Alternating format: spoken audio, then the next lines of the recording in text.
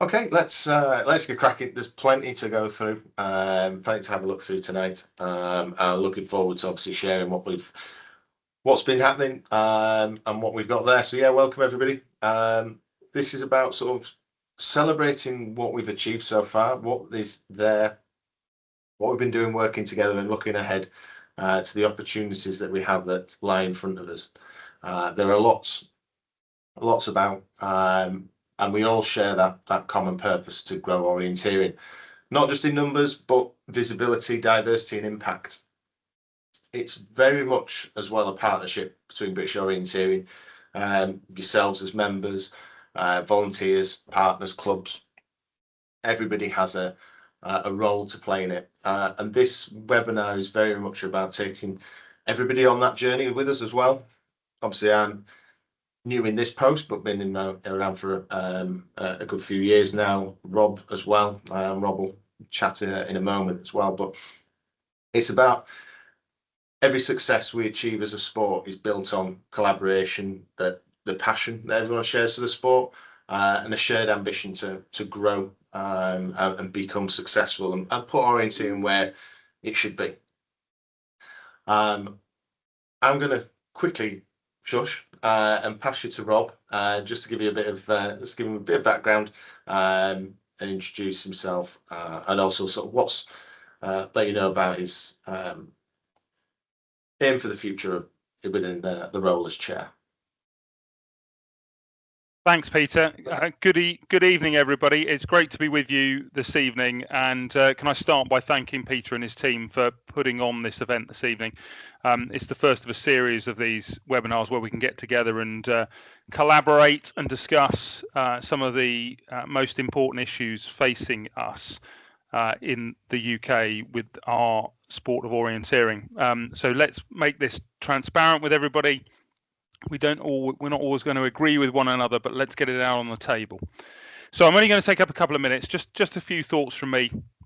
I've met lots of people since I've taken over as chair, but I know there's many of you that I might not have spoken to face to face, may not have done that introduction with, and I hope that I can rectify that over the next few months, because I'm an active participant, and hopefully I'll bump into you one way or another. But by way of introduction, I'm an Royal Air Force engineering officer by background, now a reserve after 37 years as a regular. I look after the Royal Air Force's engagement for the whole of Wales, from the north to the south, which is an interesting one for me because I live about half a mile from Merthyr Mawr sand dunes, which I know most people will know here. So can't get much further south. Yeah, it's a long way north to Anglesey. But it keeps me on my toes and it gets me around the country. So I just wanted to offer a couple of thoughts of my own in opening this evening as we discuss various different issues. And I'll start by saying that in the last 7 days, I've bumped into two very different people. One of them was a soldier, and one of them was a fellow passenger on an EasyJet flight. So I picked those two people out of several people that I've interacted with in the last 7 days because they both had an interest in orienteering and navigation, but for very different reasons. And perhaps that's typical of the fact that we have a very broad church of people who we already involve in the sport, but more importantly, we don't, and we could in the future. So the soldier was taking part in a thing called Cambrian Patrol. I was up in Sennybridge training area, the army training area in the Brecon Beacons, one of their premier infantry skills events where they're out for about 72 hours. In fact, the first few teams that were out, there's about 150 teams took part, were out during Storm Amy in the Brecon Beacons. They had some stories to tell, I can tell you. But this particular soldier was explaining to me how important navigation was to him and his team. He was actually a foreign soldier, not even a UK soldier. But I heard similar things from some of his UK counterparts too. But he said, getting my nav right meant that my team didn't have to travel so far. They took on the terrain that they could manage with their heavy kit that they were carrying on their back, about 40 to 50 kilos. And most importantly of all, it bought them time to sleep and to dry out after a water crossing. That's why navigation was so important to me. The second person I bumped into was the person who, by complete chance, was sat next to me on the EasyJet flight back from Lisbon just over a week ago. I'd been out to take part in the city race tour in Sintra, and I was doing my post-race analysis on the way home, sat in my seat, and I got my map out, and the lady next to me said, "Oh, orienteering," and that took me by surprise, because it's not often on an EasyJet flight I bump into a fellow orienteer. But there she was with her partner, sat next to me in the same row as me. And I said, "Oh, you've heard of orienteering?" And she said, "Yeah, I've just joined Swansea Bay." And I said, "Well, that's funny. That just happens to be my other club as well. What a coincidence." So a conversation ensued, and I asked her about why she'd got involved, why she felt orienteering was the thing for her, and what would make her more or less likely to participate. And I won't dive into all of that now, but it was quite revealing what she said, the things that she thought were really good and things that might put her off if there was too much of it. So two completely different people, two completely different reasons for being interested, but both equally important.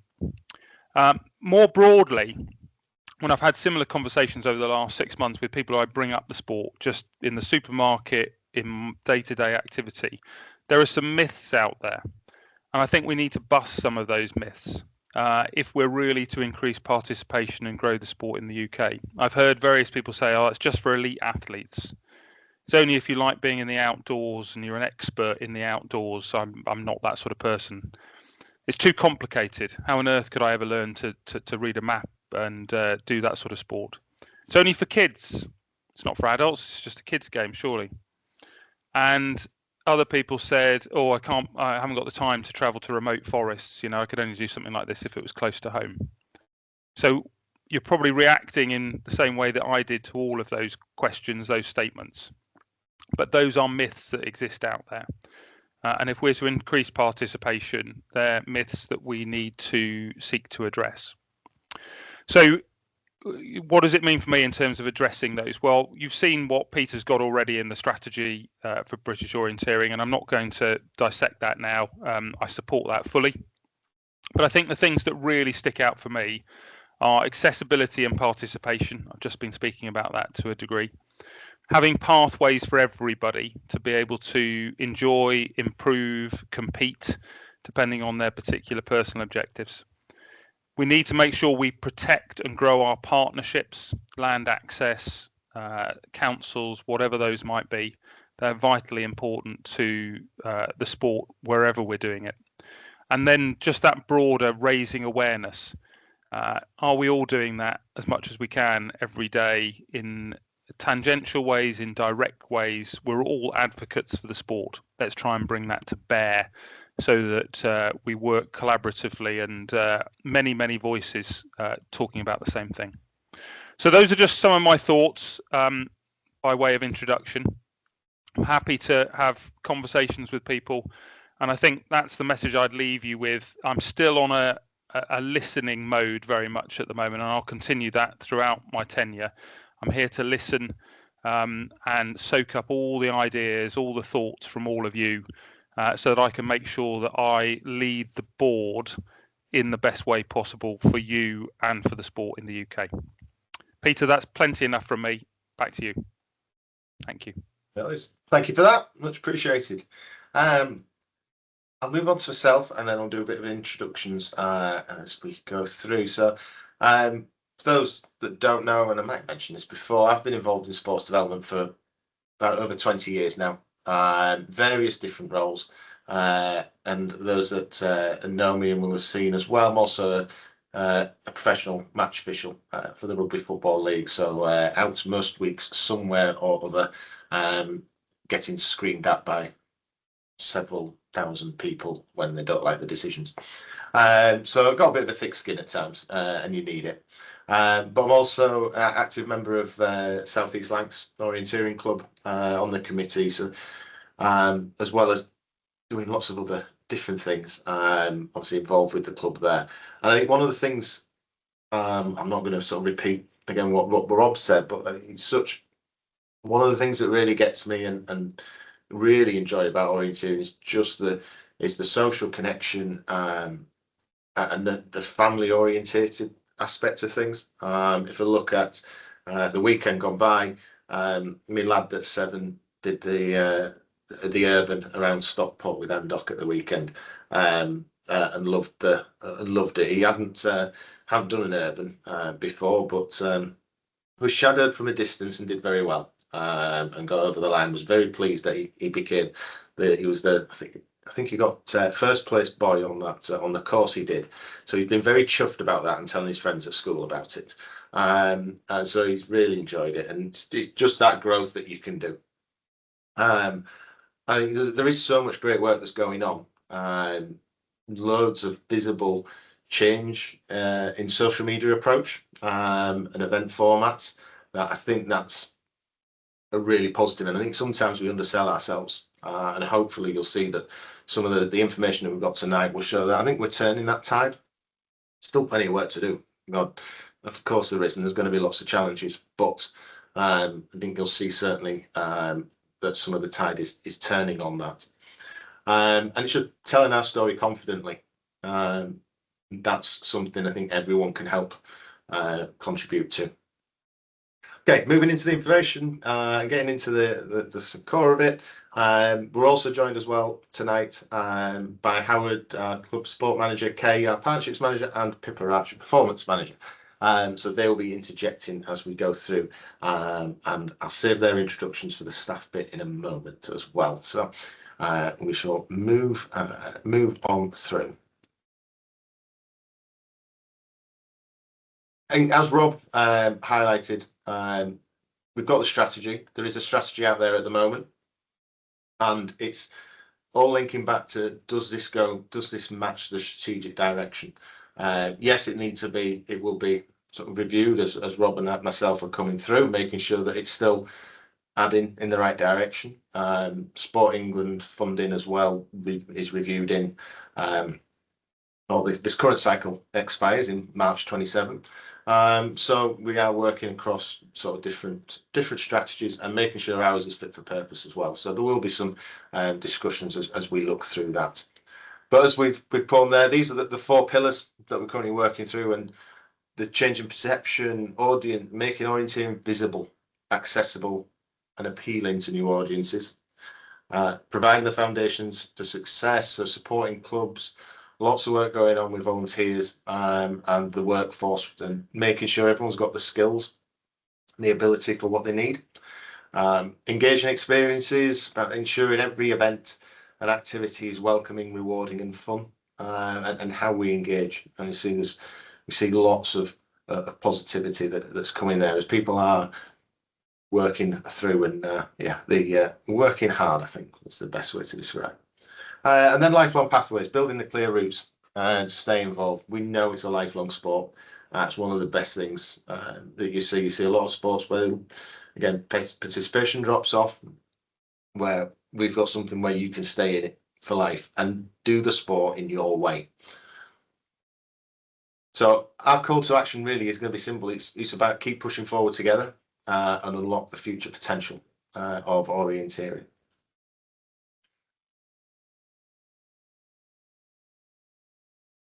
So back into meet the team. I'll quickly hand over to Kay and Howard just to give a brief introduction for themselves, and then we'll give you the idea. We're going to go through very quickly who we've got in the team, and give you a quick idea about the sort of work that they're carrying on behind the scenes.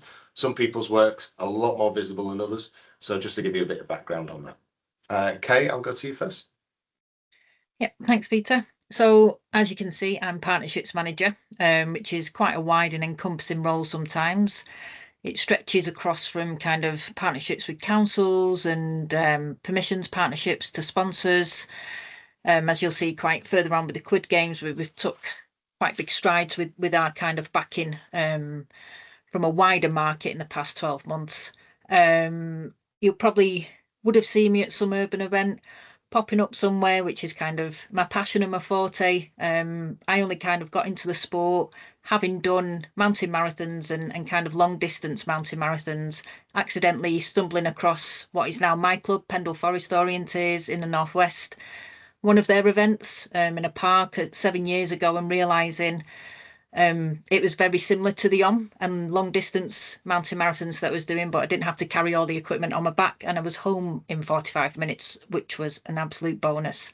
So that's how I kind of accidentally found the sport in 2019, and then obviously with 2020 the sport shut down, and the role that I was in at that time was I was a primary school teacher and did quite a bit. The club was fantastic, working with the local organisations, school sports partnerships, active partnerships, in trying to keep the community going with map runs. And we worked really hard in the community to kind of keep that alive over 2020, which then ultimately led into the role that I managed to take with British Orienteering in 2021, which was leading on the Find Your Way project, which kind of came from the data, in essence, from a lot of the stuff that we did with Pendle Forest Orienteers. And before I joined the team took that to Sport England to then gain funding. So inadvertently created a role for myself, which I kind of jumped into. I was ready to leave primary school education after 17 years and start working on the Find Your Way project. Found a passion within that for the partnerships role of it, and then kind of naturally led to this. So yeah, like I said, my passion really is kind of urban orienteering personally. I love the city race tours that Rob was speaking about before, and I think myself and Rob and quite a few people that have headed over onto the continent have been inspired by the way that a lot of the clubs on the continent do put on fantastic events in terms of the overall experience, the arenas, the way that they work with local organisations, the municipal councils that are backing it. And I took a lot of inspiration with that personally to kind of join the links over here in the UK as well. So yeah, so you'll often find me and Rob a City Race Euro Tour, marvelling at the organisation that they've got over there, which with a little bit of work over here is not too hard to bring into.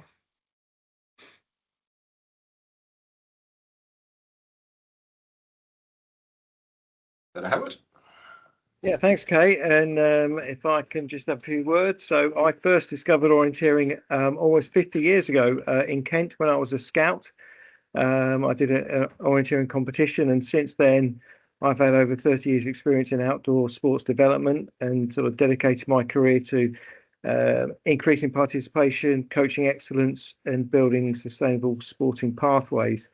I'm for my sins, I am actually a canoeist, and I back in 1995 I did win a bronze medal at the World Champs with my brother, and actually last summer I still won a medal with my brother in the National Marathon Champs in the K2 event, which was rather pleasing. But beyond that, I've worked within orienteering in the outdoor industry. I'm actually a founding member of a canoe club, where I serve on the committee as a member of the strategic planning and safeguarding side of things.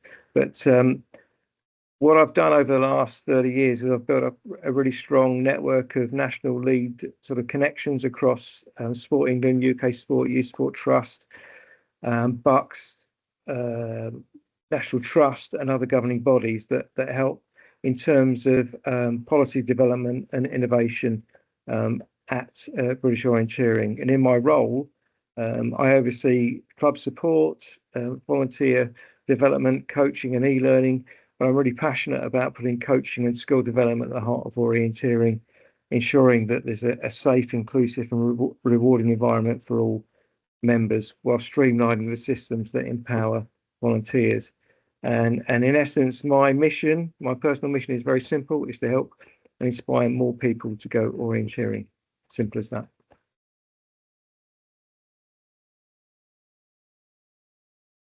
Excellent. Thank you, Howard. And we'll come on to Pippa as part of the performance shortly as we go through. And the other person, obviously, you can see on the screen at the moment, is Kelly. we did promise Kelly that she didn't need to speak tonight. But yeah, Kelly's obviously finance. A lot of people will have been we've had we spoke to Kelly, but yeah, she works obviously during the week. And yeah, she anything finance, go speak to Kelly, and work it through.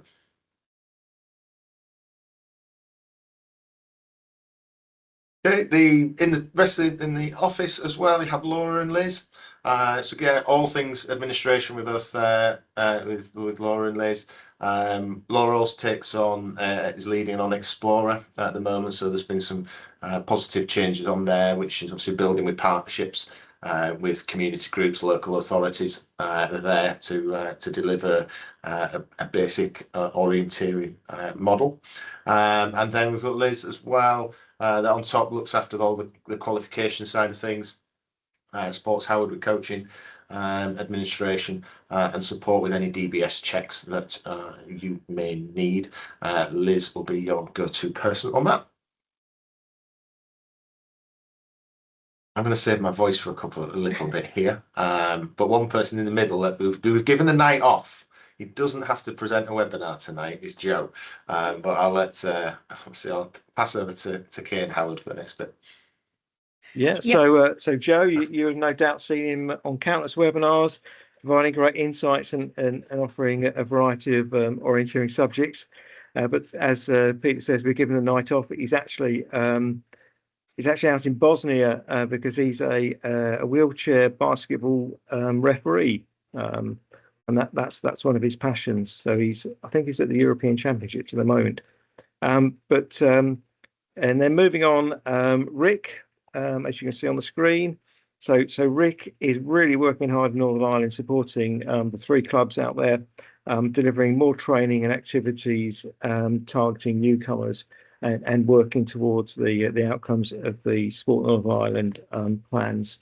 And then Jeanette, who's recently joined us, is strengthening our safeguarding support and developing resources and training. And she's working to develop basically more training for volunteers and coaches to ensure that we've got a safe environment. And she's doing an absolutely cracking job. And Jeanette, as you can see, is actually a very active orienteer. Over to you, Kay. Yep, so if we head back to Alex, Alex does a lot of the communications behind the scenes, so the newsletter that you get every month, coordinating, creating most of the content that you see online as well. Last year, she took a really heavy lead and did fantastic on refreshing the overall British Orienteering website, and she's currently done and is doing the same for the mini sites, which will be going live shortly. So stuff like the British Night Champs, Orienteering Champs, etc. That's all had a revamp in the background, which you'll see as the events are going live.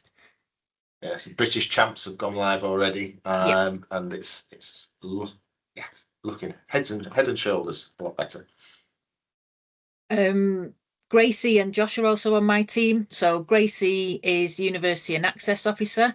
Gracie has worked and has come from Loughborough University, which is obviously a hotbed for sporting achievements and kind of talent as well. So Gracie's really hit the ground running. She's done some fantastic work already, understanding the current landscape and the attitudes towards the sport at university level, both from staffing wise, orienteers at university and people that at university that are not orienteering at the moment, what can be done to kind of make that better. And also a big thing that Grace is doing and has done is kind of like opening up more access to university campuses and creating resources to help universities understand what the sport is and how it can benefit the students that are there.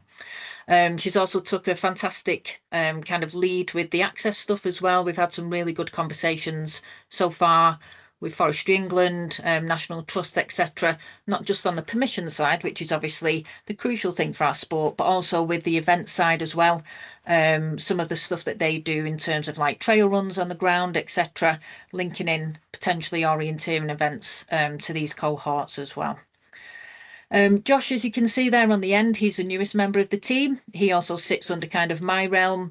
He's the events development officer. He has reached out to all of the club chairs and kind of secretaries recently Josh is in the understanding stage at the moment, really trying to understand the current event experience of both participants, what clubs are able to do, what clubs want to do, what clubs have got the capability to do, learning from other events that are outside of the sport as well, how they put on mass participation events and what people from outside the sport are looking for in terms of kind of events and enjoyment. And, you know, as we know, and we'll touch on a bit further on, people are very short on time these days. So they want an event really, if they're coming from something, to really kind of make an impact these days.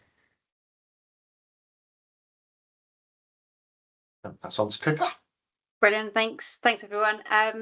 Yeah, so this is the team that sort of head up the British Performance Programme. We are all part-time. So in total, we have 1.4 staff across the four of us. We're 3 of us work 2 days a week. That's me, Graham, and Mark. And Rachel works 1 day a week. And we juggle the whole performance programme between us. So yeah, starting with me, I started orienteering in my early 20s when I was in university. So I'm passionate about people joining the sport from other sports and sort of getting hooked on it and thinking about how far they can go with that. I was then fortunate to be able to run for Great Britain in orienteering for a number of years through to my early 30s, and then stepped away to follow another career and stepped away from that career a couple of years ago, and was looking for other ways to challenge myself, and stepped into the performance manager role last year. So that is me, just coming back into the elite programme and seeing how it's changed since I was last in the squad around 15 years ago. And it's really exciting to see sort of next crop of athletes coming through. We've had a couple of new people join the performance programme this year, so Graham Gristwood and Mark Nixon also represented Great Britain in orienteering. We had a lot of good knowledge on elite orienteering. So Graham comes in as our coordinator for the logistics to do with the performance programme. So at the moment, he is just looking at our sort of schedule of camps and competitions in 2026, looking at the logistics of the budget for all of those activities, the staffing for all of those, and putting that all together. Very usefully, as he's come into the role, he's also reviewed a lot of our documents around risk assessments for all the activities that we deliver for the squad, and looking at the sort of roles of people who volunteer to contribute to the squad, whether you are coming in as a coach at a training camp or perhaps a team manager at some of our junior competitions. So Graham's very much on the logistics side. Mark started at the same time as Graham and has stepped into the development squad lead role. And that is essentially our level 4 or our development squad. So the British squad has 3 levels. Level 3 or the talent programme is for athletes up to 18 years old. And that's run by a team of volunteers across Scotland, North and South. And I'll talk a little bit more about that later. And then as athletes turn 18, they come into our level 4 programme and need quite a lot of guidance, often just heading to university at that point, or leaving home for the first time, on sort of the lifestyle of an elite athlete. So Mark supports that group. We have around 25 athletes in our development programme. And above that, we have our level 5 or our performance programme, who have much more bespoke needs, and so they're supported slightly differently by coaches and people involved with the programme. But Mark very much looks after that middle group who are on the pathway to, we hope, great success in orienteering. And the 4th member of the performance team is Rachel, also an international athlete, not in orienteering, but she very much understands the mindset of an international athlete. And she she has the most knowledge across all of us. She's been in her role longer than me, Graham, and Mark. So she kind of keeps everything running. She makes sure that we know all the competition deadlines, checks that we've entered the right athletes for the right races, ensures that they're all kitted out with the GB kit from Trimpex. And she also oversees a lot of the expenses to do with the camps and the competitions that we run. And just making sure that our volunteers are reimbursed and actually our athletes are invoiced. So again, I'll touch on this later. Our squad athletes pay a lot to take part. We reimburse them as much as we subsidise them as much as we can. But we do have to bill them for some of that. So Rachel is on hand to coordinate a lot of the logistics in the background. That is the performance team. Thanks, Peter. Thank you. You'll see we're not a huge team. It's a small but very dedicated team, and almost an extension of your club. Our role here is going to be to try and obviously remove barriers where we can and amplify success and help towards growth. Really important. We've got a team. It's taken a few months. We've had a few roles to fill and made sure we've had the right people in. But yeah, we're proud of where we are and who we have in place. So we're going to move on to looking through some of the targets and what we are envisaging for the future. So I'll give you some of the data background in a minute just to help to support some of this. But initial goals, we'll want to aim for, off the back of it, let's get back up to 10,000 members. Let's get there. And 160,000 runs within the next few years. Memberships, if we look at membership trends in other sports, yes, ambitious, but achievable, and likewise participation is achievable. And we've put these as markers of success because they're not the end target that we want to achieve. We want to obviously grow further. We want to get back to a few, you'll see shortly, but we saw 10 years ago, it was around 170, 180,000 runs annually. We want to get back there, but we've got to show where markers are success and how we are getting there. So it's about the action behind it. Challenges certainly exist. If you look at volunteer capacity, land access has been touched on, competition from other activities. But with the creativity, commitment, and innovation that's already going on, and we're seeing that, it's how we can move forward.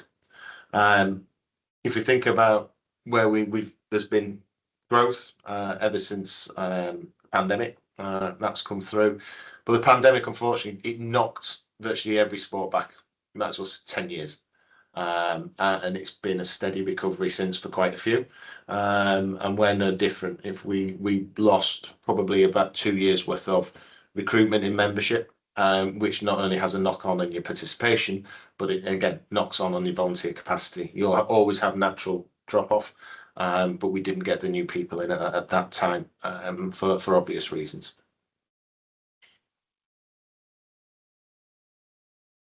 As we plan through, it's understanding where we are. So just looking at these, got some charts for other pre-2022 as well. But this is just to give you an idea of where we are at the moment.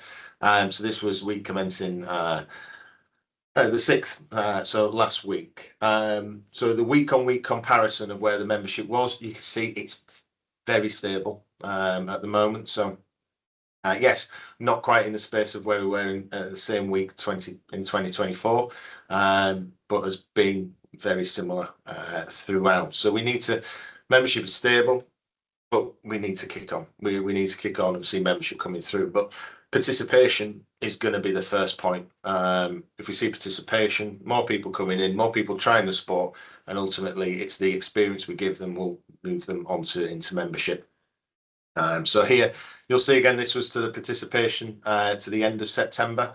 So it was significantly up on where we have been the last few years. So we're envisaging probably around 153,000 is what we're sort of anticipating in event runs by the end of this year, which is a growth. We're growing a few thousand every year at the moment, but how do we accelerate that and move forward?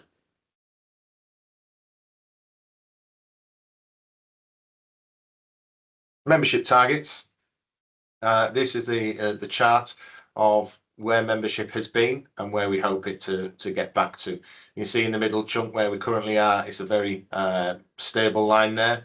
We lost the hit that we took was in sort of 2021. A lot of people had obviously renewed their membership, and we didn't obviously pick up a lot of new people after them. Also worth sort of considering contributing to the drop. That there was obviously the SOA only membership came in as well, so that's another factor to consider, because there's 500 members there that not members of British Orienteering but are members of Scottish Orienteering, so it's still obviously still out there orienteering, and just not recorded in these figures here.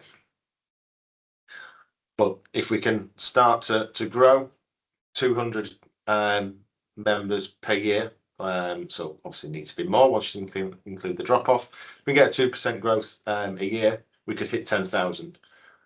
It may seem a little small at times. However, if we use the track of the last few years, it's ambitious as well. If you look through to participation, and we've shown this in quite a few different settings as well as sort of our heartbeat prediction of where participation has been, and it's very similar in other sports. It was certainly up to sort of 2020 where it goes, but the bounce back came through as expected. It started to level off, and now we're obviously hoping to get that back up to 160, and then we can obviously kick on from there. There was years before the pandemic where participation was under 160, so let's extend it and get that forward. And the question back to everybody is, what is it that we can do to increase participation? This is just the current chart, more up to date one. You'll see a slight drop there. Was an ever so slight drop in 2024. Again, that was partly down to we lost 2 weekends through the poor weather. Them 2 weekends alone cost about 3,000 to 4,000 runs, which some of them will have been rerun and reorganised, but obviously some will get cancelled, some will be in place of other events in the future. So, but it was a great credit to the clubs that managed to deal with all that situation as well at the same time. Just very quickly, this just to give you an idea as well about event participation. The average participation event levels of major, national and regional have stayed steady. So the growth has been in participation. There's been a lot of at local level.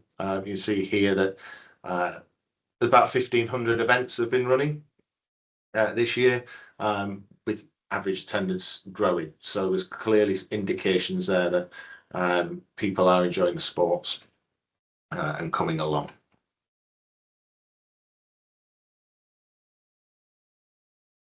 Interesting one here. Just wanted to give you a reflection when we look down at junior participation and other sports, and when we compare where we are in the 10 to 19 age group, it's an interesting reflection that sort of backs up where our data has been suggesting as well. So this data is a comparison of the percentage rate of people aged between 10 to 19. It's compiled from the Sport England Active Live Survey and the Youth Sport Trust data, and it gives an average of so the active lives is sort of when they complete the survey, who's competed in, have they taken part in a particular sport twice in the last month. And yes, we appreciate where orienteering is there, but when you look, obviously compare the sports that this chart is looking at, it is a little on the small side, but you've got athletics, running, swimming, cycling, different environments. So if you think about swimming, you'll go and drop your child off at swimming and let them have the swimming lesson for an hour sometimes as well. So it's a slightly different environment, but the idea here is just to show the takeaways that general sport at this age group was in decline across a lot of other sports, and very sort of similar nature, and they have started to bounce back.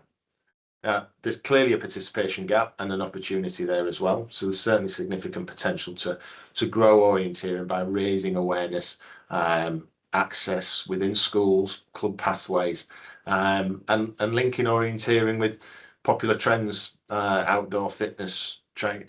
There's all sorts of different things that we need to sort of how we get that message and that perception across.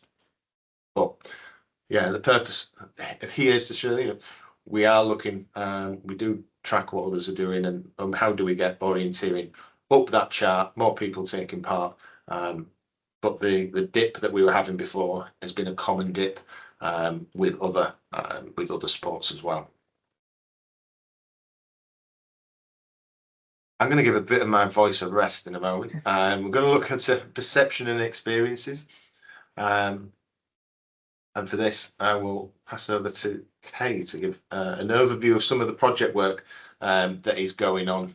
There's some of it you'll have heard about, some of it is in the pipeline, so it's not there yet, but some really exciting stuff that's coming up. Thanks, Peter. Yep, so anything under partnerships, experiences, engaging experiences, etc., falls under my remit.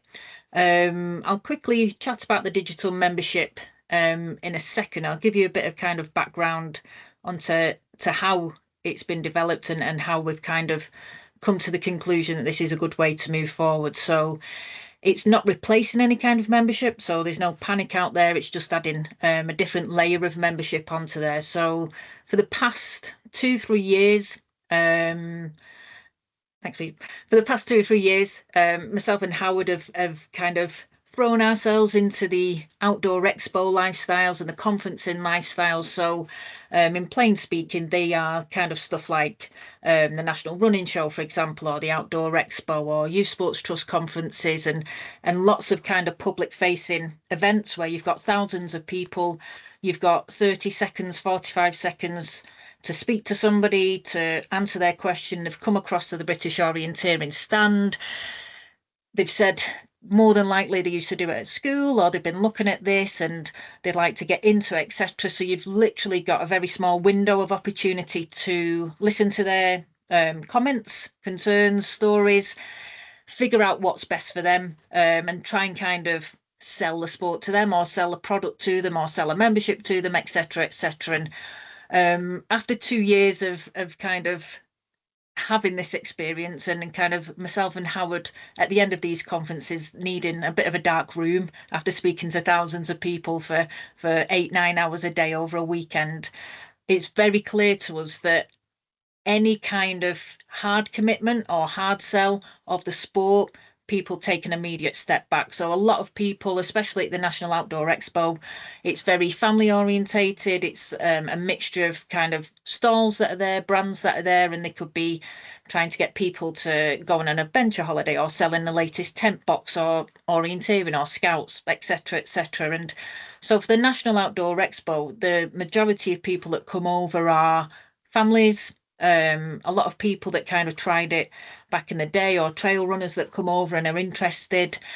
And you know, the main question, one of the main questions that we get is, first of all, do I have to run? And we always say, nope, you don't have to run. You can walk, you know, run, sprint, whatever. Luckily, we do have some kind of great banners that stand behind us, and we can kind of say, no, exactly, it says you don't have to there. But the second thing that they mostly kind of comment on is, do they have to be a club member?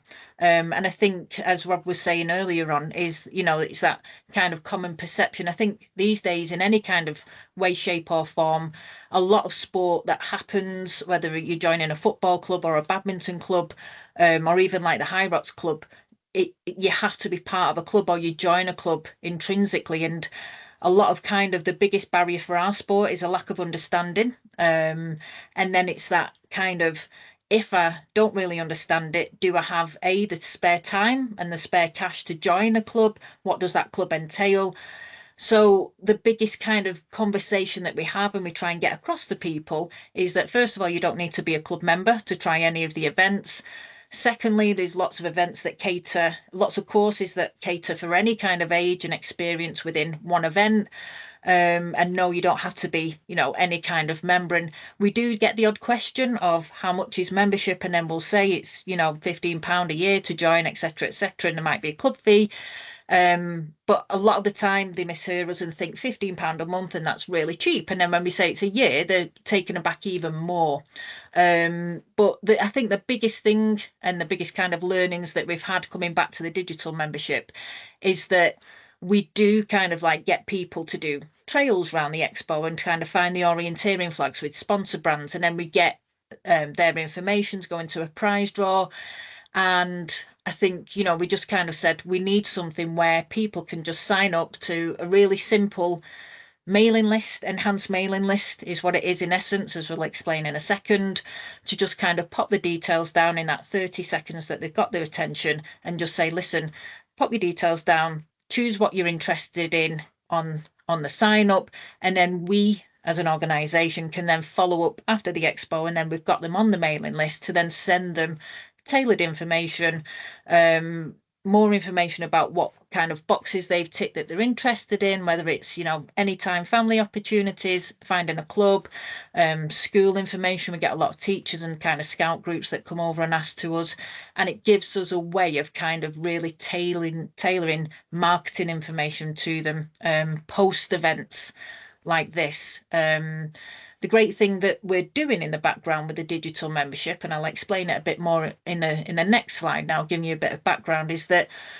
we're going to make it so that it's simple for clubs to do as well, because, you know, like Pendle Forest Orienteers, and I'm sure it's the same with many clubs, when you're holding an event in a park or a busy area, you do often get members of the public that come along and say, oh, what are you doing, or can we have a go, etc. And this will be simply sign up via a QR code, pop your name down there, and then we can send you tailored information afterwards, which clubs will be able to do as well. So it's a really simple, have a QR code on your download desk or your information desk. We can, you know, catch up with you post event, and you can really tailor and send that information to kind of anybody trying the event or anybody passing by as well. Next slide, please, Peter. So I appreciate there's a lot of information on this slide, but what will happen in the background is we're basically revamping the current Go Orienteering website.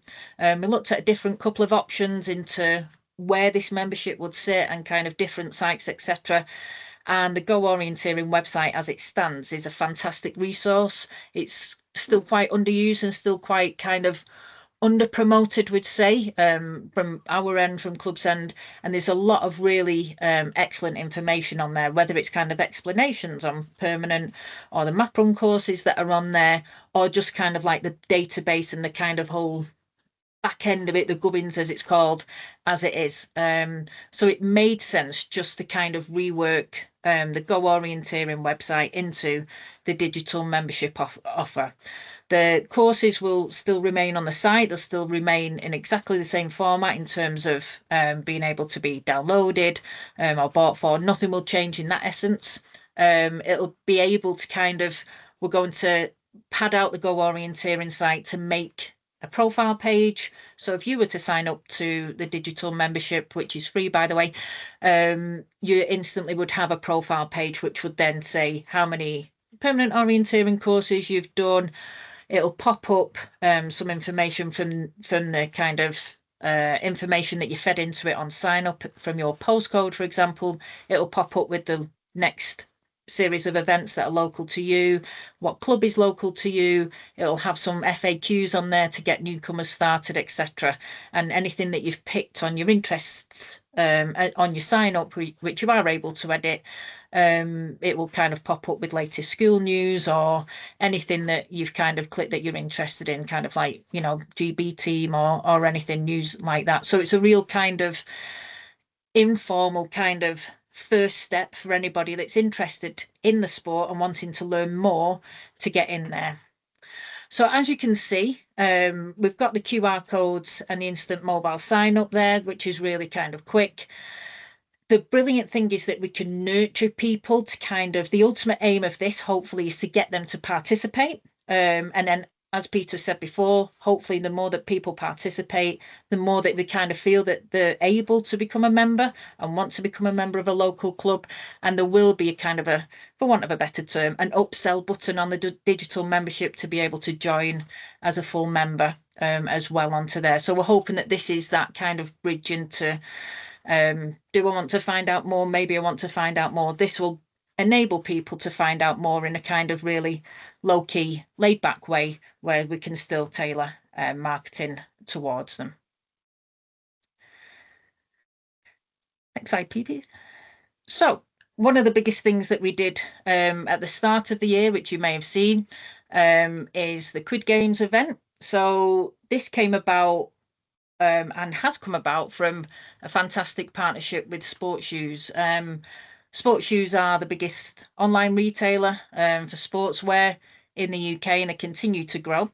At the start of 2024, they took a strategic aim before we kind of got involved in them to work more closely with kind of localized running groups and localized races, etc. They're a family-run firm from Skipton. They're still in the same base as what they grew 20 years ago, 30 years ago. And even though they've grown massively, their heart still is in racing, performance, and kind of the exposure of sport and the story behind sport. Cut a long story short, one of the Sports Shoes members turned up to a Pendle Forest event, tried it, absolutely loved it, never kind of knew about the sport and kind of got hooked from there. And then word spread in July 2024. We as British Orienteering took over the Sports Shoes HQ. They've grown into a massive kind of set of buildings and warehouses, as you can imagine, in Shipley, and they invited us down to do an orienteering afternoon. So it's not often that Sports Shoes shuts down completely, but they shut down the whole office, the whole warehouse, you name it, for us to take over. And we did a map run round Shipley last year. That was absolutely fantastic. The reason that Sports Shoes wanted to do it was because a handful of the management team and the marketing team had found orienteering, and they knew that they wanted to go forward and promote the sport, and they thought that the best way to do that was to get everyone to try orienteering and map run just to see what was happening and what it was, and to kind of catch the buzz themselves. So that was kind of how we started our journey with Sports Shoes, and it was absolutely fantastic. Like they put, we did a map run, like I said, every single member of staff was involved. They teamed them up into people that they'd never worked with before. So the warehouse staff was teamed up with the marketing staff, and the CEO was teamed up with random people, etc. So that kind of really set the scene for Sports Shoes. And from that, it was, what can we do together? The thing about Sports Shoes is that they obviously are a massive company. They work with absolutely huge companies. As you can imagine, any of the famous sporting brands, Garmin, Red Bull, you name it, they work with them.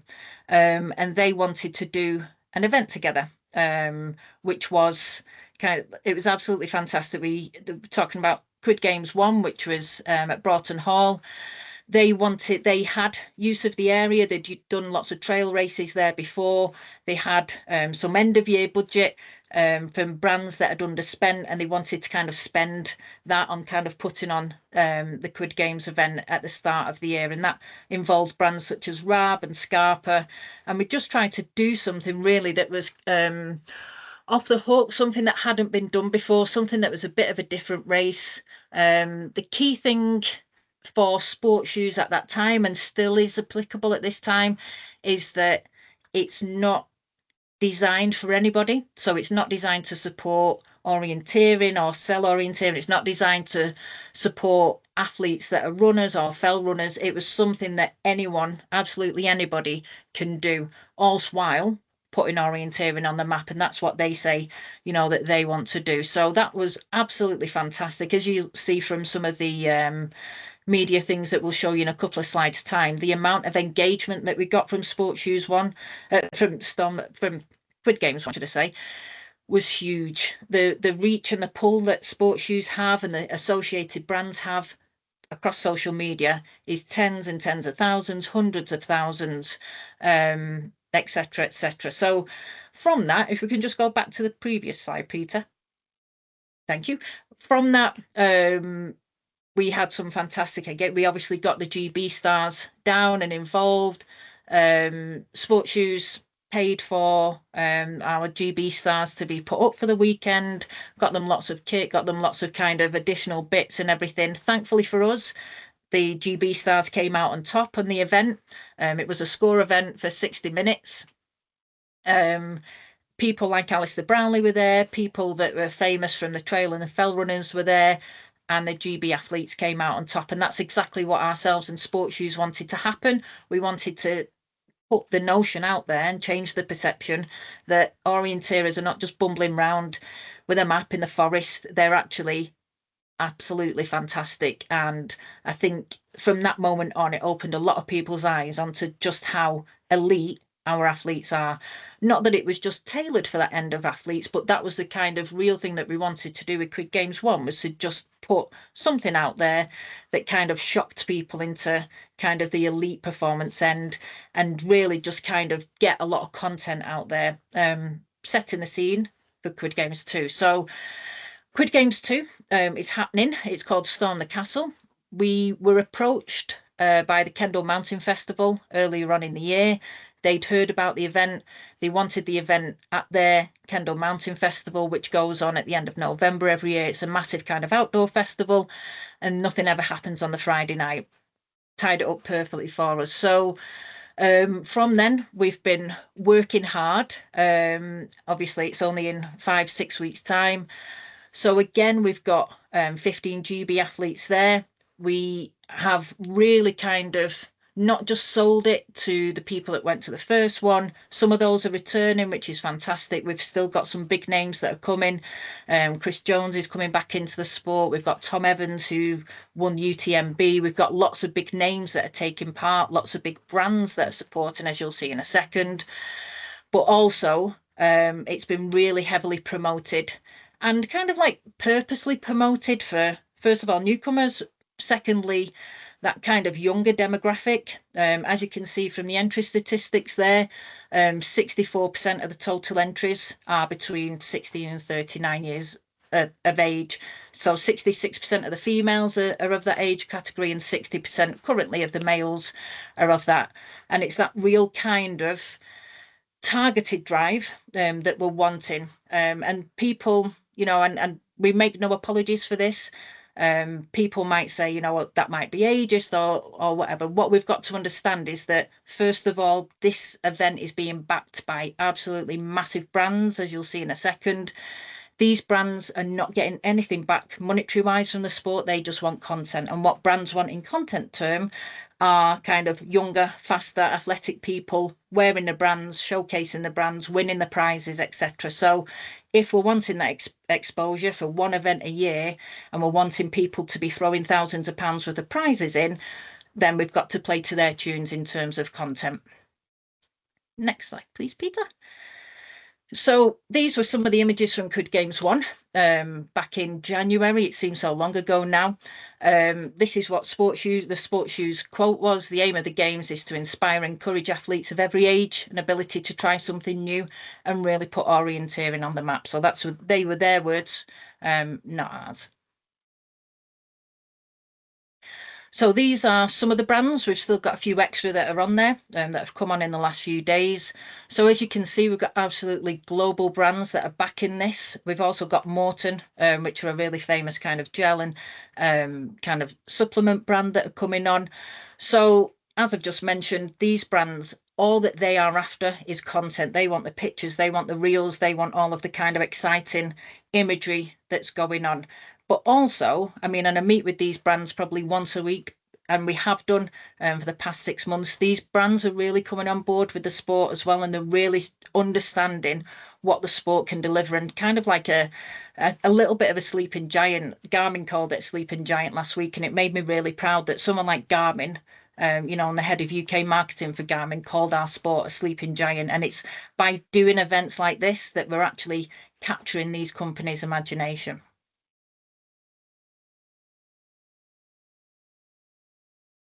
So I'll read this. If you're going to read anything, just read the bottom line. And I think that's kind of me being unapologetic of this. So Quid Games is designed to disrupt expectations. It's high energy, it's challenge driven, built for a different audience.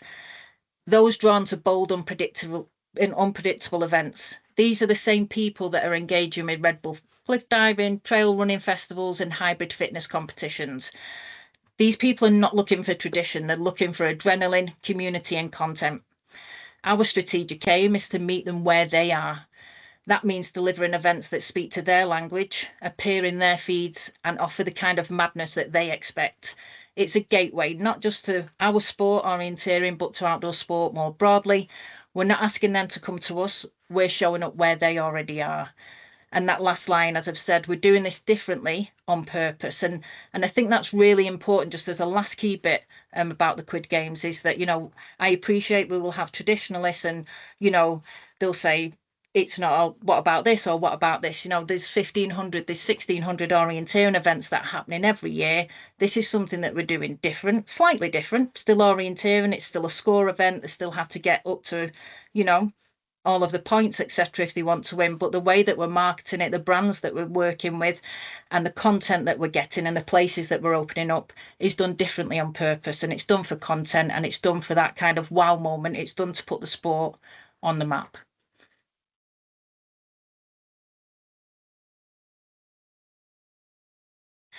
So moving on from the Quid Games, because I could chat about that all night, as you can probably tell. This is what Gracie has been up to. As I mentioned before, Gracie's really hit the ground running. She's got some fantastic experience with work at Loughborough.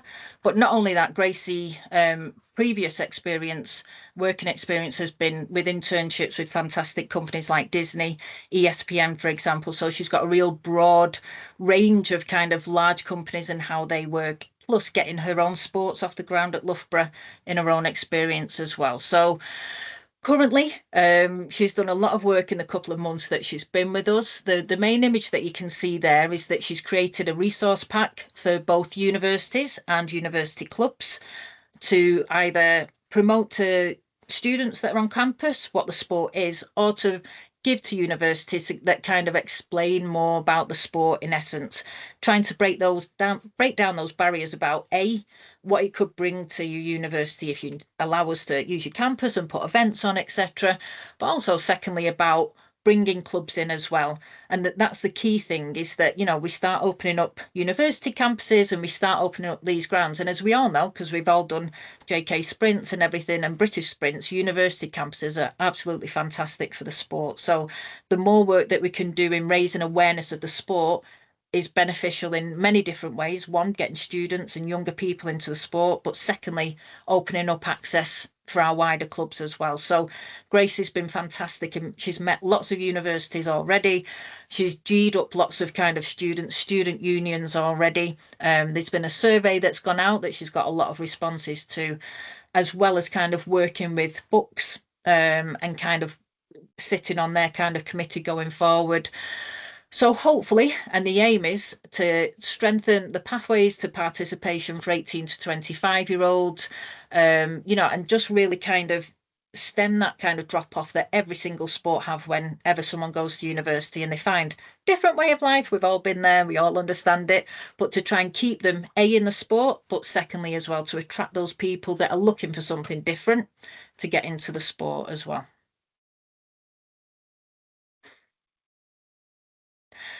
One thing that you're probably all aware of, or hopefully you're all aware of, is the club and membership toolkit. So this is a lot of the stuff that Alex does behind the scenes. Obviously, as we've talked about, the website was updated last year with the club and membership toolkit that you can access as a club.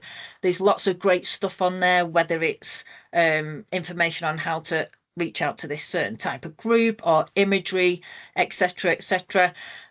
What you might not realize is that Alex is constantly updating the club and membership toolkit. So as you can imagine, there's lots of great kind of photographers out there, whether it's Wendy or Peter, Rob, photographing a lot of the events every week. And with permissions, we reach out to them and ask if they'd be happy for us to use their imagery where appropriate. So that image gallery is updated pretty much on a weekly basis, which takes a lot of effort to do. So what Alex has done recently, which you may have seen, which are the top 4 that you can see there, she's updated a lot of kind of event cards that clubs can easily download. So whether you're promoting a street your autumn series, a score event, winter series, night event, what you are able to find on there and download really easily and edit for your own use, kind of social media cards if your club feel that would be beneficial to you.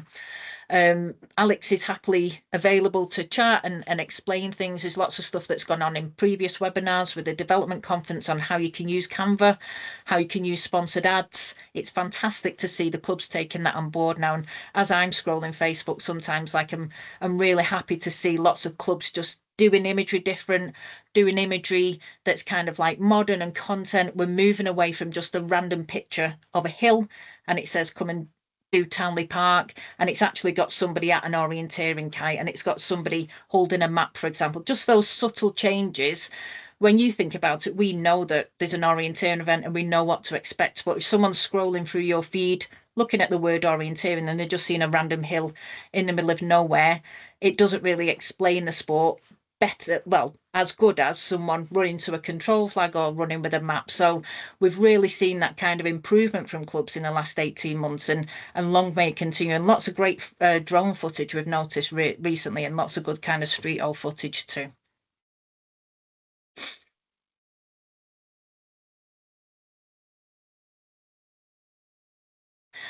So, as I mentioned before, and I won't spend too long on this, this is just some of the social media reach, some of our kind of high earners from this year. So that what you can see in the bottom is how many people have viewed it. So a couple of the ones that you can see winning but not winning, that was kind of an influencer called Richard Gill. Rich Gill, he goes by. He won the pair of Scarpa trainers that were hanging off the trampoline at Broughton Hall in Quid Games 1, because people can get there and get the medals first, and that they can swap for a prize at the end.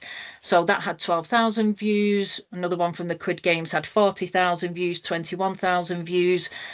The great thing is, and the great thing that we've got again for Quid Games 2, is that we've got a lot of people that have a lot of followers on Instagram, and just by them simply saying that they were part of the Quid Games and this is orienteering, it just gets that visibility out there, and it's that kind of trusted brand that if she likes it or if he's doing it, then it must be interested, you know. And the kind of the search engines for orienteering, and especially on TikTok as well, the search for what is orienteering and orienteering sport just shot up after the Quid Games, and we're hoping for that effect again for Quid Games too.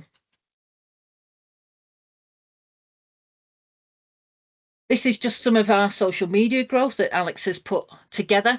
She's done it over the past 12 months. So as you can see, we've had a 16% growth on our followers on Instagram. So we're up to over 3,000 followers on there. This year, one of the major things that Alex has done and that we've done as a sport is we've launched our TikTok channel. Obviously, TikTok is the thing for the age demographic that we're trying to attract. It's very short form media, which means, you know, people, I think they've done studies these days where a lot of people these days, not just the younger generation, have 7 seconds worth of attention span. So TikTok is perfect for that. And what we are trying to do actively, and what we've started to do, is work a lot better with our performance squad and show them off. And like we said with the Quid Games, be able to show off their kind of fantastic achievements. And this is especially true on TikTok as well, trying to get our GB squad out there saying, our athletes are fantastic. Look at the times they're posting, look at what they're doing. They're navving whilst running at this speed, and everything else that comes into it. So TikTok has been a massive kind of introduction this year. And again, some of the top content that you can see by views. Always our GB squad gets a lot of views on Instagram, gets a lot of likes and shares, but also a lot of the Quid Games stuff as well does, simply because we've got that wide range. It's coming from fell running, from trail running, athletes that are not just involved in the sport, sharing the posts as well. And it's that wider visibility that we wouldn't be able to do without the associated brands. Again, just simply what I've said, Alex has been fantastic at creating some reels. Reels are a very engaging way. You know, somebody will sit and watch a 7-8 second video rather than scroll through 10 pictures. And I know that sounds really lazy, but that's really true.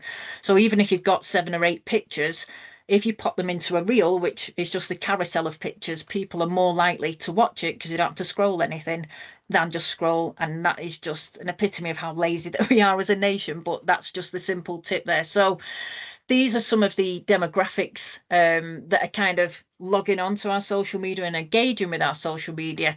And as you can see for TikTok, nearly 35% of people are 18 to 24 that are engaging with it. The next highest demographic is 25%, which is 25 to 34. So that's the kind of real focus for that age demographic. As you can see with Instagram, that is quite similar, although it kind of keeps up into the 40s and then drops off into the 50s and 60s. And then with Facebook, as you can see, as the age kind of shifts towards 40 to 60-year-olds. So that's kind of, and we'll talk about this more in the development conferences in 2026, bit of a plug there. But they're the kind of social media channels that we're kind of really focusing on and using the data to see where people are looking at us from, how old they are, how they're interacting, etc. So TikTok for the youngest, Instagram for the youngest and the middles, and Facebook for kind of like the 40 to 60-year-old demographic.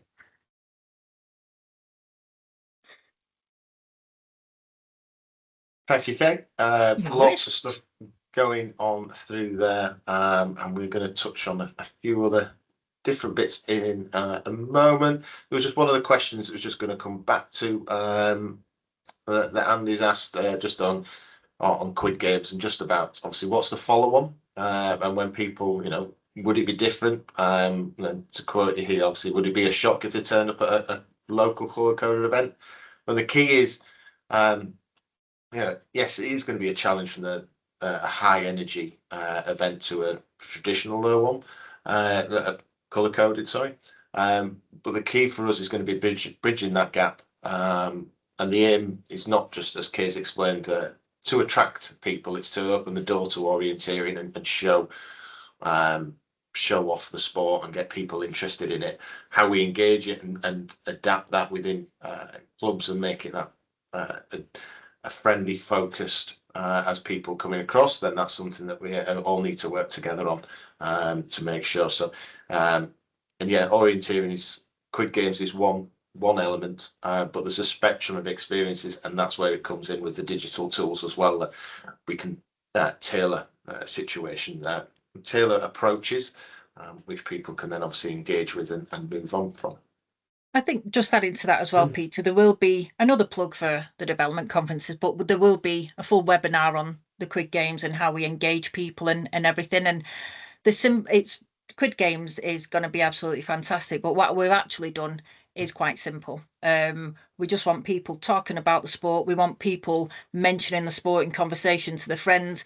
And if the very, very basic thing that ever happens in the Quid Games, and it won't just be this, is that just tens of thousands of people know the word orienteering and know that it's a sport, then that's a benefit. But what we've actually done with the Quid Games can transcend into clubs and club events. We've not actually done anything special. If you've been to WASOM, the Antwerp Sprint O meetings, and you understand what they've done, that's basically what we've done. And I know I'm speaking in riddles, but I can't give too much away, but I will give more away in January in the development conference about how you can make the very slight shift from colour-coded courses to just something different by just opening one door.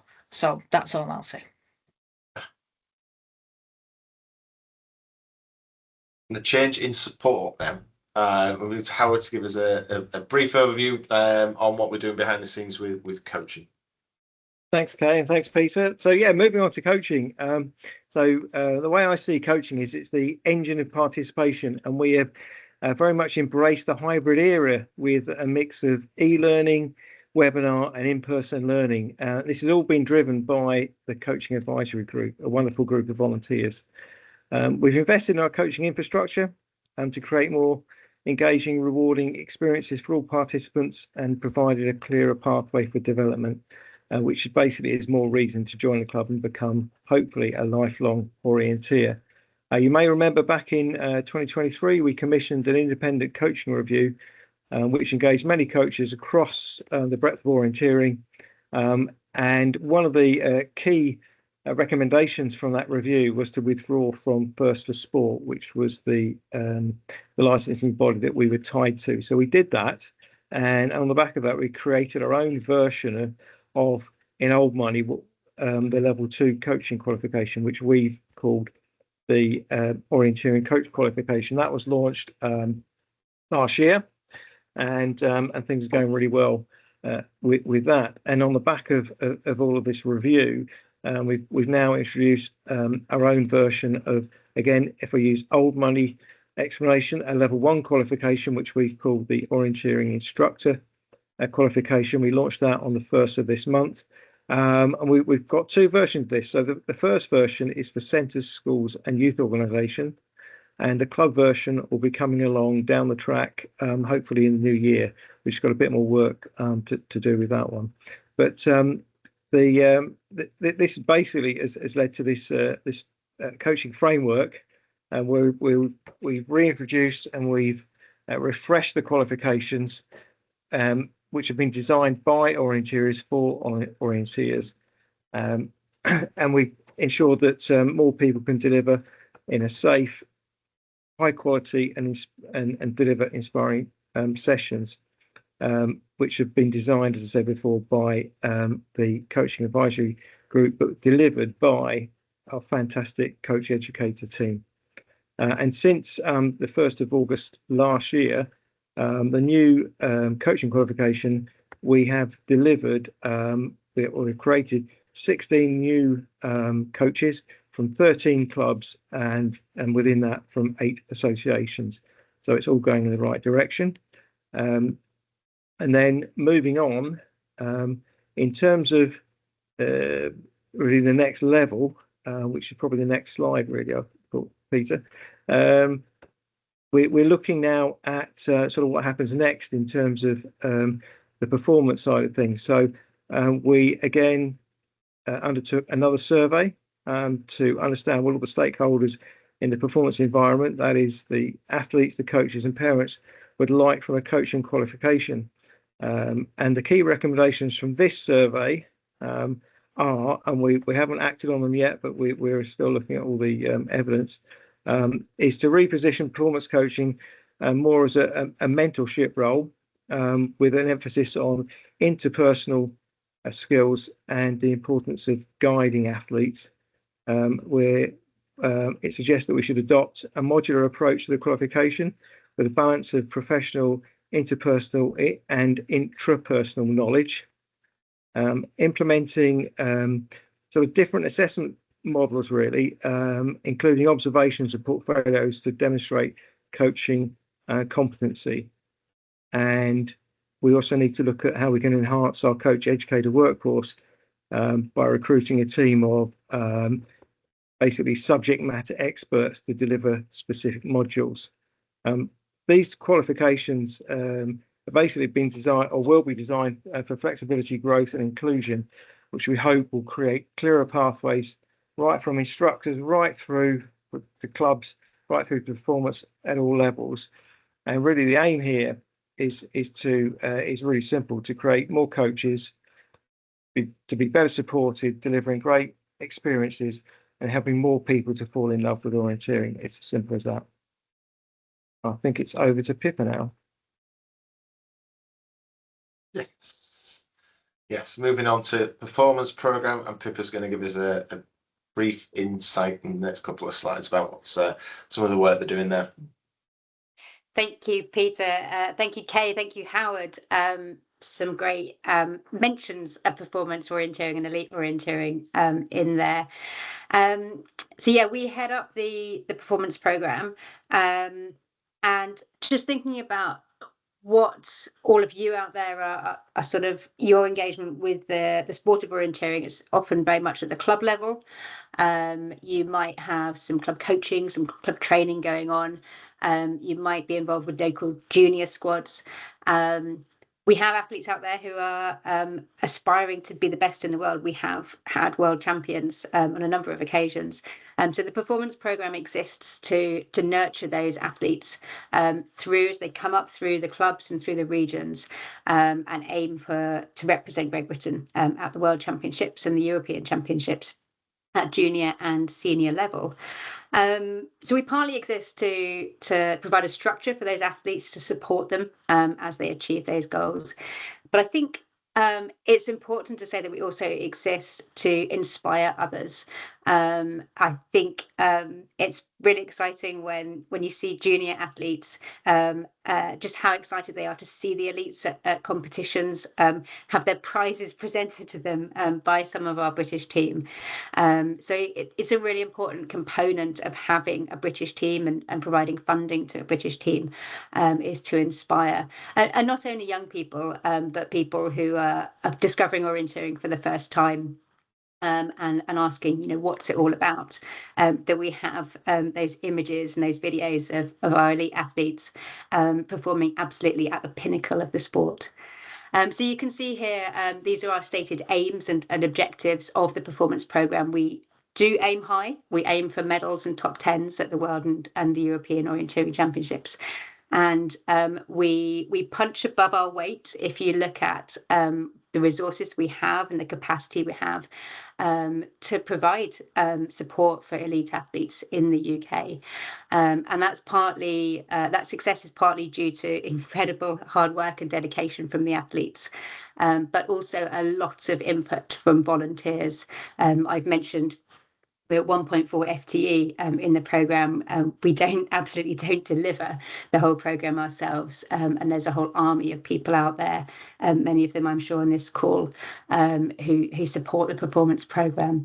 An important sort of secondary objective, other than winning stuff, is developing our athletes towards those performances. And so the squads exist. The people in the squads are those selected who have demonstrated the potential to achieve at the highest level. They may not be doing so at the moment, but you don't suddenly become a world champion from nowhere.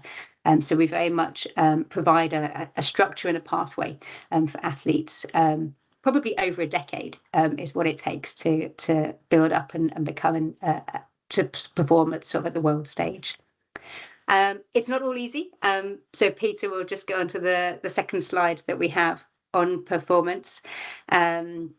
We face lots of challenges, as many other elite sports do across the UK, in terms of financial challenges. And so Peter's happy for me to sort of share some headline numbers here. So our budget for the performance programme for each year is around £80,000, and that's partly funded by Sport England and partly funded by British Orienteering, by your membership fees and the levies that we get from competitions. It doesn't go very far. It costs us around 50,000 of that 80,000 just to enter the competitions and get the athletes there, get them kitted out, provide them with the coaching support that they need during that week. And this year we participated in 8 international competitions and sent teams to those competitions, and a same number of competitions next year. So that's a lot of the funding. Then around £15,000 of our budget goes towards training camps that we put on and supporting. That includes our level 3 athletes, so our junior athletes, up to the performance athletes. And then we spend around £5,000 on kit each year, and then the remainder are various bits and pieces. We support Trailer in their participation at international competitions, and our athletes have to have athlete licenses, and there's various expenses for consultants that we bring in to help our athletes pick up and improve in particular areas. So we don't have much money, and it's really, really important at this point to say that the athletes pay a lot themselves. So we subsidise them where we can to attend training camps and international competitions, but they pay for all of their travel, they pay for all of their accommodation, they pay for all of their food at those competitions. We simply don't have the funds to cover all of that for the teams that we send. So this is a massive thank you to everyone out there who sort of tangentially supports those athletes, whether that's friends and family, people in clubs, people in regions that have supported athletes on that route towards training for and competing internationally. So that's a really big challenge. One of two big challenges I'll just highlight. And the other one is how we develop athletes towards achieving those sort of medal performances.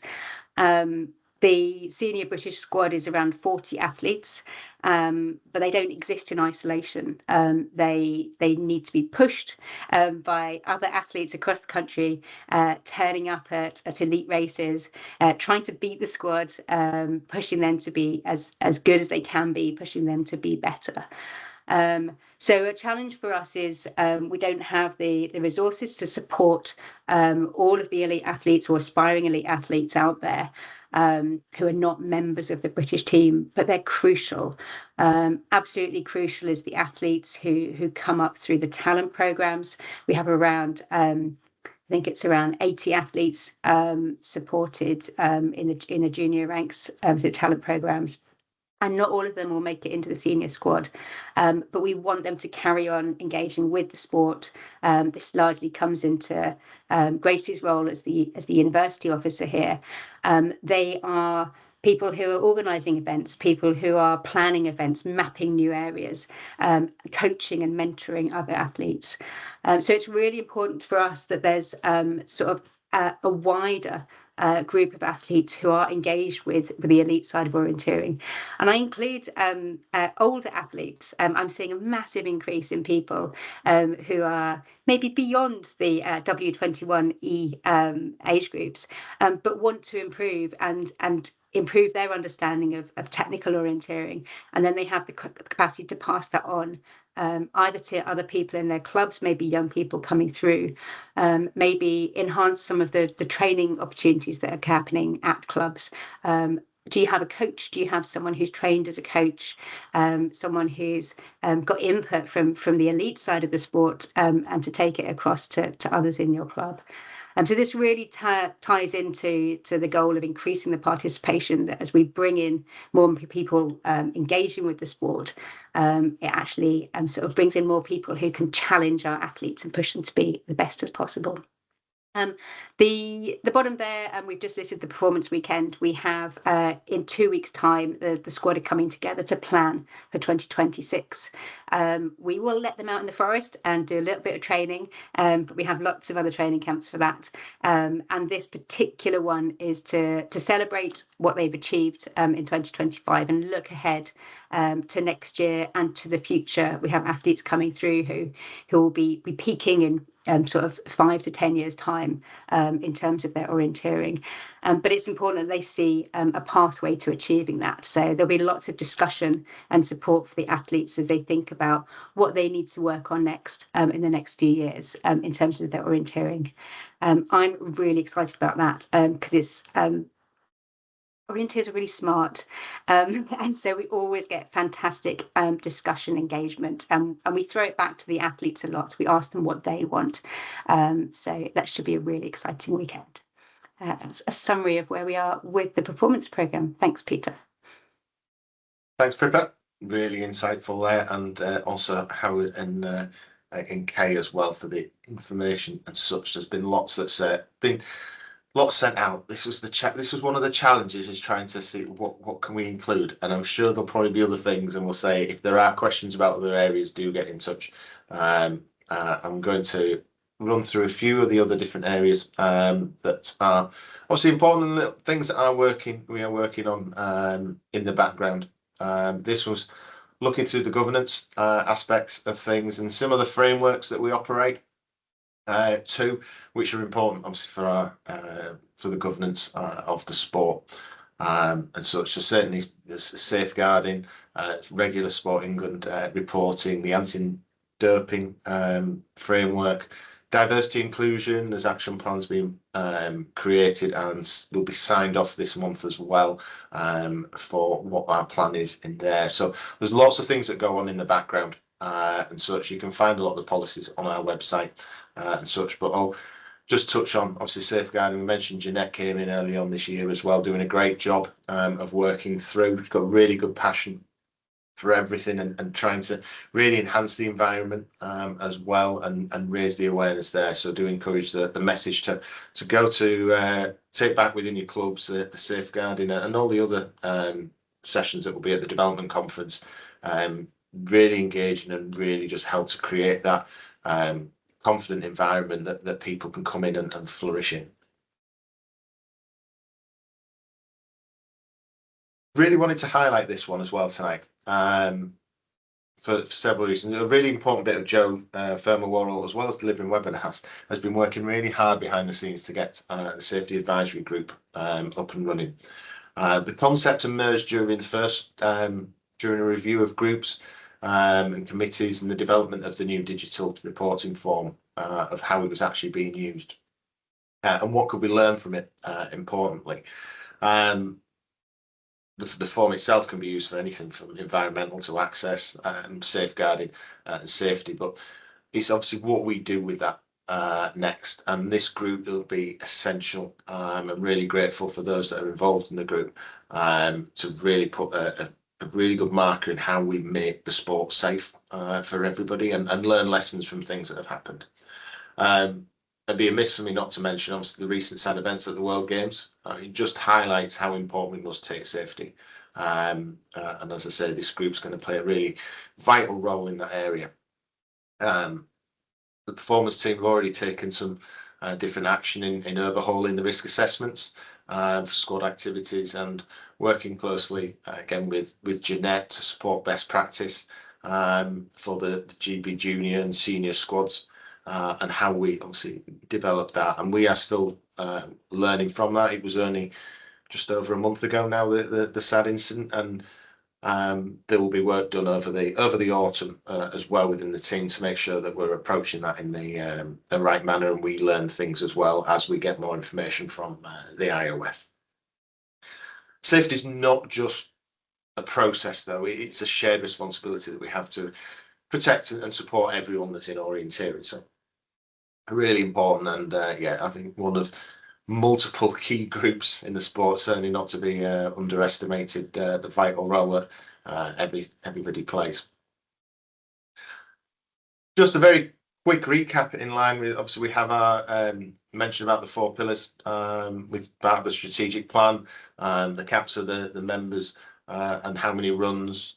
We've touched on obviously the volunteer training. There's some insights about sort of direction that we're looking to take with events. The team is obviously just coming on board. Jeanette, Gracie came in earlier this year, but sort of middle of the year. Josh has only just he's about a month or so in now as well, so he's finding his feet and making some good connections. All really valuable. And making a really positive start and such. We are a small team ultimately, and they're working hard. Lots of areas, and we do need to prioritise it sometimes. So some things might not happen as quick as others, but we will obviously get there. So we have definitely shared a lot tonight. Data development, coaching, as I said, but thanks for everyone that's obviously contributed in the time to obviously put the information together. It's certainly very much a team effort. I think the message is really clear as well. It's about when we collaborate, we achieve more, and that is regardless of what area this is, whether that is events, whether it's governance and training, coaching. We set up some markers on there. As we said, there were markers to where we want to show that we are progressing back up to a good spot and where we were previously.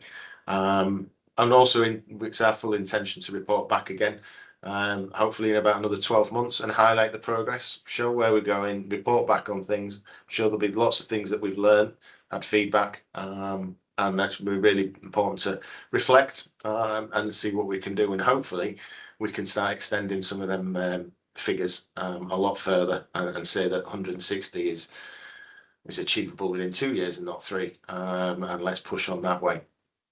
We still want to hear from you guys as well. We hear your ideas, challenges, opportunities. There are going to be lots of things that pop up. It's very much a two-way conversation, and we must obviously work together and share. And as Rob alluded to at the beginning, we're still very much willing to obviously to listen and see what we can do as a group and move forward. Gone over slightly, but not too much. We're doing all right. But as we close, just want to thank you all for your time tonight. everyone's clearly very passionate, and for giving up your time to have a listen to some of the tip. I think we've just sort of touched the iceberg, really, tip of the iceberg. But thank you for everybody, what they do week in, week out to make orienteering thrive. It's obviously an excellent, really good sport, and there's so much potential out there. Sleeping giant, I think we'll keep coming back to that one. Our 4 pillars give us direction, but you bring them to life. Your events, your coaching, your innovation is crucial. So let's say, yeah, the future's bright because it's being built by everybody. Let's keep pushing forward, supporting each other, and showing the world just what we can do. So thank you very much tonight. I think we have brief. I'll finish on the collaboration, innovation, and visibility. Just sort of 3 words that we was having a look around and seeing what could, how could we try and sum it up, but don't think there's probably an easier way. Don't know if there's anything, anybody from the Pippa K. Howard, any final words? If there's any questions, do pop them in the chat, or we can do get in touch with us afterwards as well. I think there's a couple in there that we've obviously we've answered as well as we're going through. But if there's this last opportunity to add any question in there, well, sorry, yeah, Pippa K. Howard, anything else to add? I think so. Not from my end. I think All I've done good from enough me. talking. No problem. Yeah, so you know our emails. Do drop us a line if there is anything there. But yeah, thanks for everyone's time for tonight. And yeah, we shall see you out at an event soon. Thank you very much.